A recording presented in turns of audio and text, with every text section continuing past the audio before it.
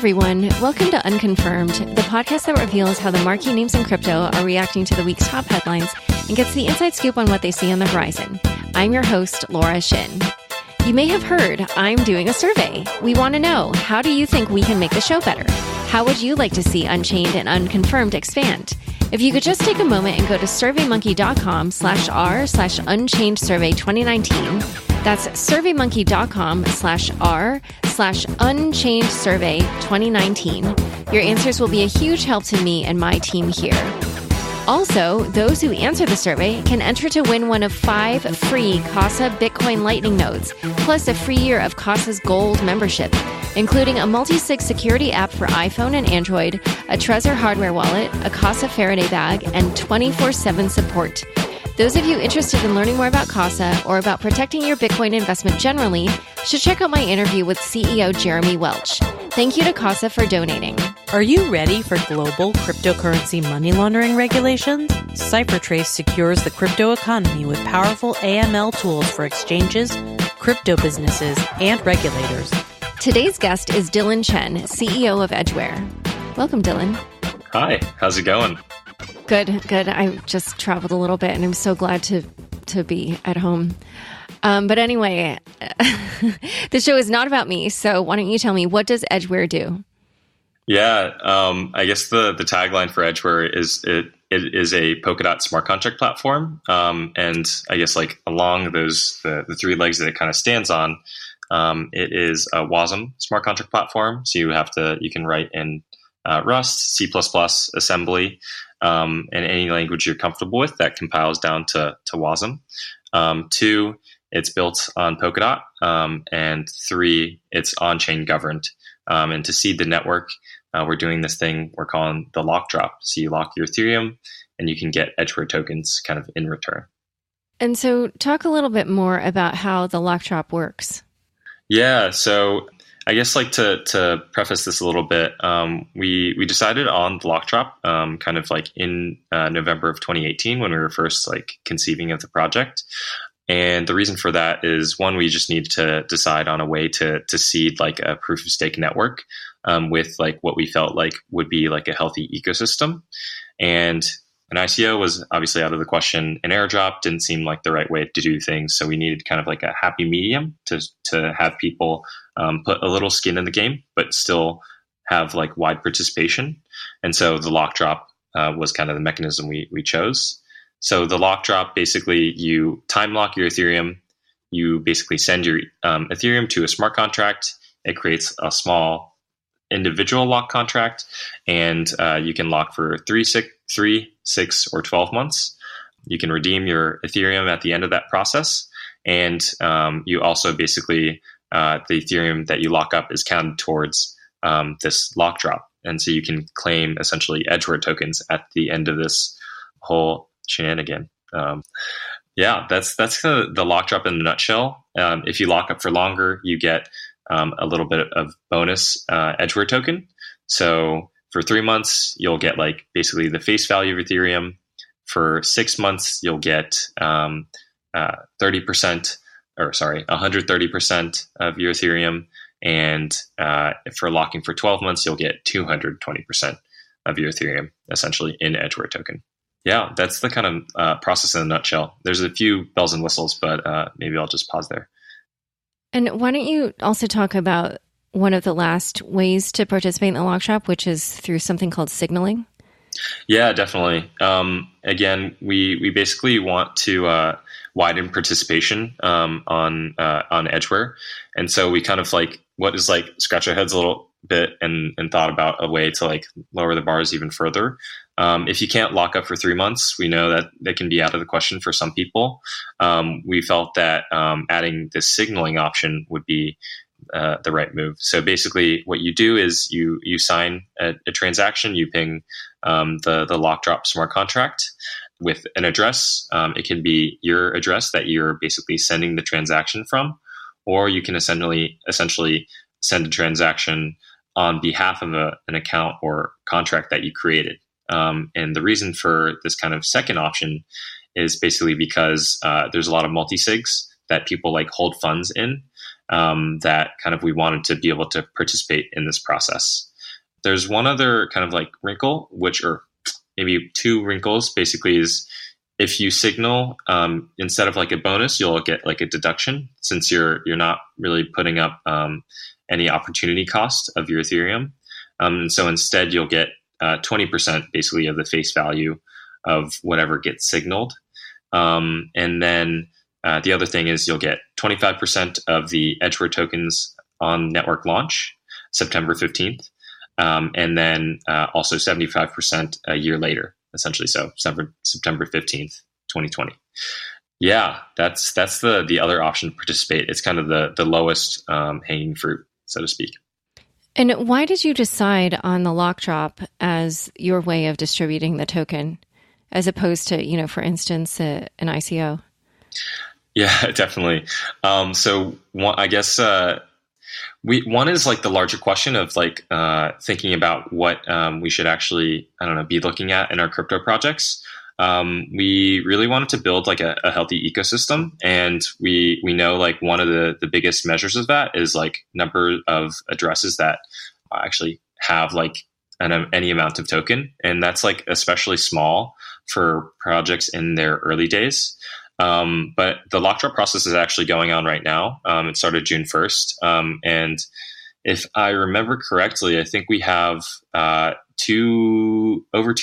2,100 individual transactions that have kind of been sent. And so that corresponds to around 1,600 different addresses that have participated in this process. And that's only in the first 10 or so days.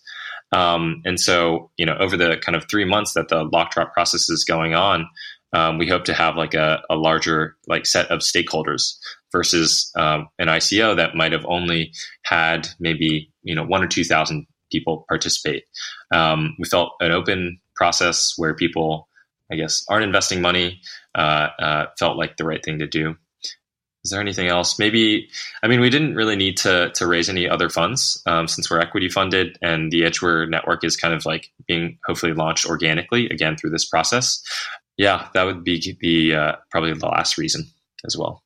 And how do you think that doing the Lockdrop as opposed to an ICO will affect the distribution of the tokens, other than just perhaps making it available to, or other than just having more people participate in sheer numbers?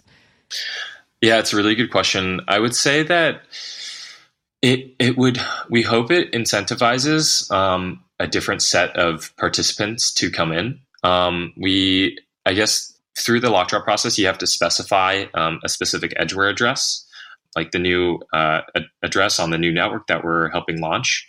And basically, we do that because we want to have people that are actively participating. So whether they be developers, core network developers, dApp developers, like governance enthusiasts who want to run on-chain governance experiments on Edgeware, or just like end users, versus like a speculator who might be thinking more about, I guess, like the future value of Edgeware.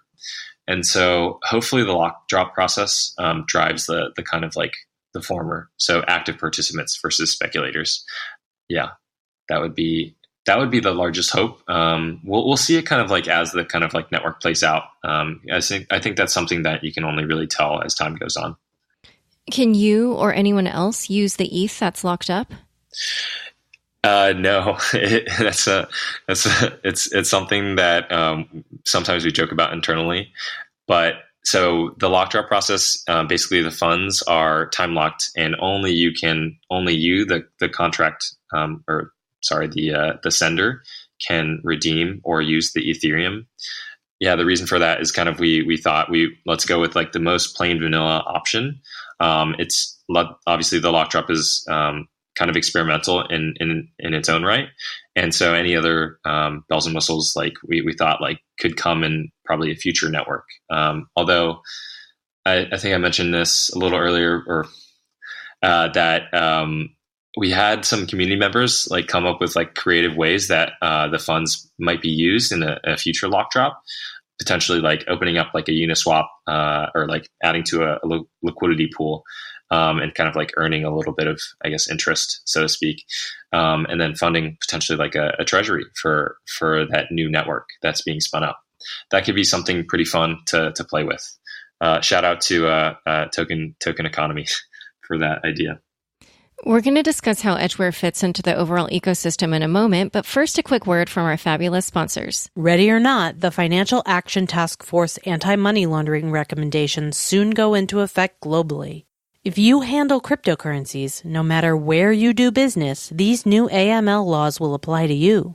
CipherTrace helps exchanges, ICOs, funds, brokerages, and regulators understand and manage crypto asset and compliance risks. Learn how to reduce your exposure and prepare now for tough new regulations. CipherTrace is securing the crypto economy. Learn more at ciphertrace.com/unconfirmed.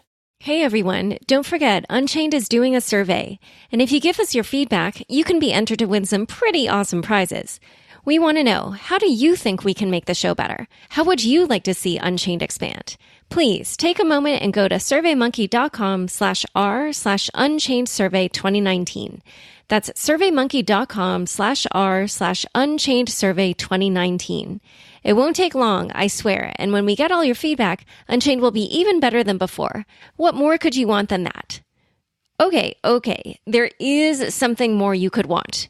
You could maybe want to win some of the prizes we're giving out to survey respondents. You could be one of the 5 lucky people to win a free Casa Bitcoin Lightning node, plus a free year of Casa's Gold membership, including a multi-sig security app for iPhone and Android, a Trezor hardware wallet, a Casa Faraday bag, and 24/7 support. Those of you interested in learning more about Casa or about protecting your Bitcoin investment generally should check out my interview with CEO Jeremy Welch. Thank you to Casa for donating. Again, the URL is surveymonkey.com/r/Unchained Survey 2019. Go there now to give us your thoughts on the future direction of Unchained and enter the giveaway. Back to my conversation with Dillon Chen of Edgeware. So you mentioned for signaling that people will receive a quarter of the tokens that they're owed upon network launch, and then the remaining 3/4 a year later. And so when did the other Lockdrop participants receive their tokens? They receive their tokens on the network launch date as well. So they just get 100% of like what they should be owed, essentially. So September 15th. And then there's one subset of people we didn't mention, which I find so fascinating, but basically the people who have funds frozen in the Parity multi-sig wallet, they can participate in the Lockdrop. So how does that work? Yeah. So one, I'd like to definitely bring up, so we're looking for active participants and people who we feel like will bring a lot of value to the ecosystem. And so we feel like people who definitely participated in that previous, a process, like should also be able to participate here.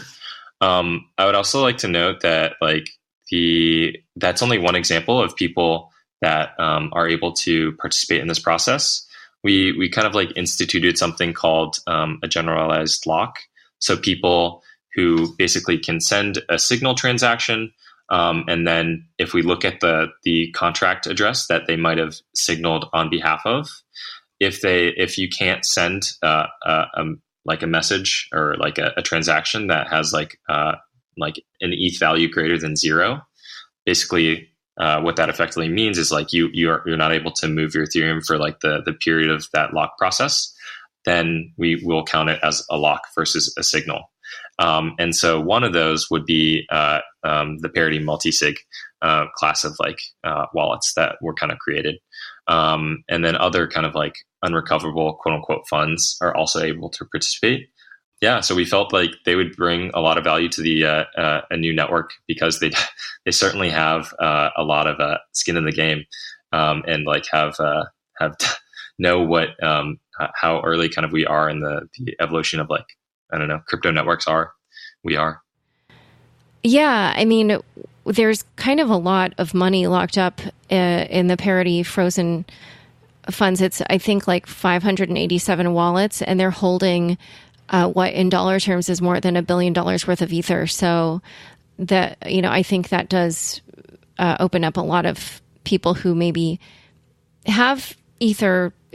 I don't know if "have" is the right verb, but at one point had, or at one point had access to, and no longer have access to their Ether, but they can at least sort of participate in the ecosystem in another way. So let's then talk about what it is that people will do with the tokens. You mentioned that Edgeware is for governance. So once people get their tokens, what can they do with them?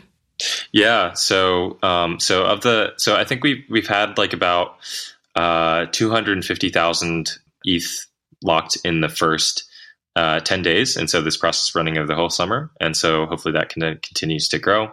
I want to say like 660,000 signaled as well. And so hopefully that, again, knock on wood, people continue to participate in the process.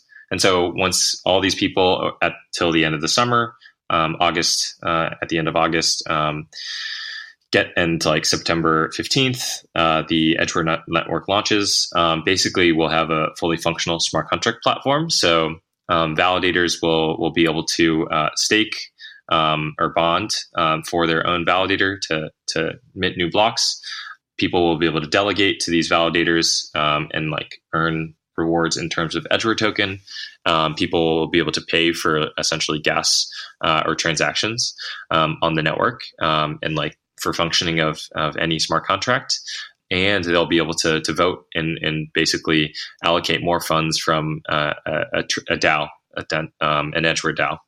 There's like one wrinkle is that 50% of the initial block reward in the first year will be allocated to a treasury. And so it should be like pretty sizable in terms of like raw like Edgeware tokens. And so it should be like a pretty fun experiment in terms of like governing and on-chain governance. And so since you're going to be functioning as a parachain on Polkadot, how do you see Edgeware fitting into the overall ecosystem? Yeah, I guess like one thing I would definitely note is I feel like the ecosystem has been really supportive from like different parachains that are active or coming online now, like ChainX out here in China. I'm actually here in China right now, so I guess like shout out. But also the fact that like there's a bunch of other projects like Polkascan, Enzyme, Speckle, like other projects that kind of support the whole ecosystem. And so for Edgeware specifically, a lot of the parachains that we've kind of seen are kind of like app specific. So they could be a DEX, like ChainX specifically, or another chain like Aragon is going to build a DAO chain specifically. And so within the kind of like Polkadot ecosystem, there's still, we feel like should be like a general purpose smart contract platform where people can still kind of like have the playground that we kind of know and love from Ethereum. And then interact still with the larger kind of like application specific parachains. That's kind of the role we kind of hope we can play in the ecosystem. It's still pretty early in the life cycle. Polkadot, God willing, will kind of launch at the end of this year. And so we're kind of excited for the ecosystem to kind of form around that. And so Edgeware, since it's a governance chain, will those tokens then be usable for performing any type of governance actions on other parachains? Let me think. It would be really cool for that to happen. And so actually one experiment that's kind of being run right now, one of the community members, Garrett, he's running a project or a DAO essentially on Edgeware called our node. Like basically it's kind of like Moloch built on Edgeware. And right now kind of donations are being accepted in Edgeware token and dots. And so I think what will happen is that DAO will run on Edgeware and basically it could send funds to a different parachain kind of as like the first step. And so that'd be a really exciting thing. And so like basically, any Edgeware smart contract like should be able to interoperate with any other smart contract and more specifically DAOs in general. And so that's kind of like, I think the top way that Edgeware and like the Edgeware token holders would be able to interact and help govern like any other parachain. Interesting. All right. Well, I guess we'll see how the Lockdrop goes and whether or not this kind of becomes a new way that people try to distribute their tokens. Actually, before we go, just one last question. So are there any issues regulatory-wise regarding the Lockdrop? It looks like we are preliminarily in the clear. I think since we're not let me mentally refresh real quick. Since we're not taking essentially any investment, we're not using the Edgeware the Ethereum itself to fund further development. The network we think it should be fully functional. We've run several test nets. You can build smart contracts, you can validate, do all these other things, so it looks like we've kind of are in the clear from that perspective. Yeah. Okay, we'll see. Yeah, because the airdrop issue, the SEC was making noise about that. So, All right.